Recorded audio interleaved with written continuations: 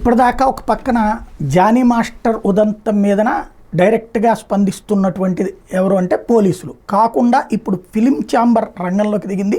Film chamber తరపున ఉన్నటువంటి ఏదైతే ఇట్లాంటి వాటి మీదన ఏర్పాటైనటువంటి టాలీవుడ్ లైంగిక వేధింపుల పరిష్కార ప్యానెల్ తాజాగా అసలు తమ రంగంలో అంటే తెలుగు సినీ పరిశ్రమలో ఏం జరుగుతుందన్నది తమ్మారెడ్డి భరద్వాజ, ఝాన్సీతో పాటు ప్యానెల్ సభ్యులు పాల్గొని మాట్లాడారు.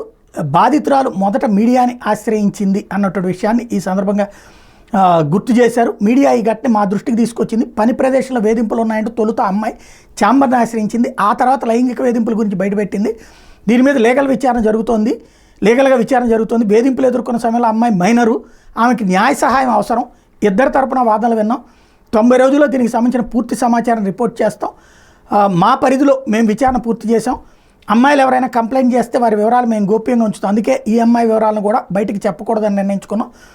అదే సందర్భంలో సంగీత, ప్రేమ, ప్రగతి తదితరాలు వాయిస్ ఆఫ్ విమెన్లో భాగం. ఇటీవల సమంత దీని గురించే పోస్ట్ పెట్టారు. వాయిస్ ఆఫ్ ది విమెన్ ఇండస్ట్రీకి సంబంధించిందే తప్ప సపరేట్ కాదు. ఛాంబర్ ప్రభుత్వంతో చర్చలు కొనసాగిస్తూనే ఉంది. ఎప్పుడైతే పెద్దవాళ్ళు మాట్లాడతారో అప్పుడే దాని గురించి చర్చ జరుగుతుంటుంది. మా వద్దకు వచ్చిన ఫిర్యాదుల సంఖ్య సింగిల్ డిజిట్లోనే ఉంది. అంటే తెలుగు సినీ పరిశ్రమలో ఇప్పటికే కంప్లైంట్ వచ్చినాయి, 9 వచ్చినాయి అన్నటువంటి అదే సింగిల్ డిజిట్లోనే అన్నటువంటి విషయం చెప్పుకొచ్చారు. కొన్నింటిని తక్షణమే పరిష్కారం చూపాం. 2 ఫేక్ కంప్లైంట్ కూడా వచ్చినాయి. పలువురు మహిళలు మిస్యూజ్ కూడా చేస్తారనే ప్రశ్నలు ఎదురవుతుంటాయి. ఫేక్ కంప్లైంట్స్ వస్తే ఎట్లాంటి చర్యలు తీసుకోవాలని దానికి ప్రత్యేక సెక్షన్ ఉంది. కమిటీలకు సివిల్ కోర్టుకు ఉండే పవర్స్ ఉంటాయి.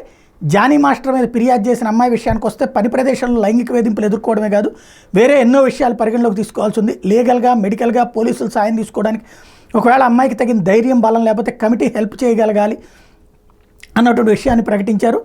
అదే సందర్భంలో ఆ క్రమంలోనే భూమిక హెల్ప్ లైన్ ఎన్జిఓ సపోర్ట్గా నిలిచింది అని ఝాన్సీ చెప్పుకొచ్చారు. అవకాశాలు పోతాయన్న భయంతో చాలామంది తమకు ఎదురైన పరిస్థితులను చెప్పడం లేదని, ప్రతిభ ఉన్న వాళ్ళకి ఇండస్ట్రీలో అవకాశాలు ఎప్పుడు లభిస్తాయని ఆమె చెప్తే, భరద్వాజ్ ఏమో మీడియా ఇలాంటి వాటిని వెలికి తీసుకురావడాన్ని అభినందించారు. 2013లో ఆసరాని పెట్టాం, 2018లో ప్యానెల్ పెట్టాం. ఇట్లాంటివన్నీ తీసుకొచ్చిన మహిళలకు ధైర్యం ఇవ్వలేకపోతున్నాం. ఇండస్ట్రీలో మహిళలు సేఫ్గా ఉంటారని తెలియజేయడానికే ఈరోజు ప్రెస్ మీట్ పెట్టాం. 90 రోజుల్లో దీనికి పరిష్కారం చూపెడతాం అన్నటువంటి విషయాన్ని ప్రకటించారు.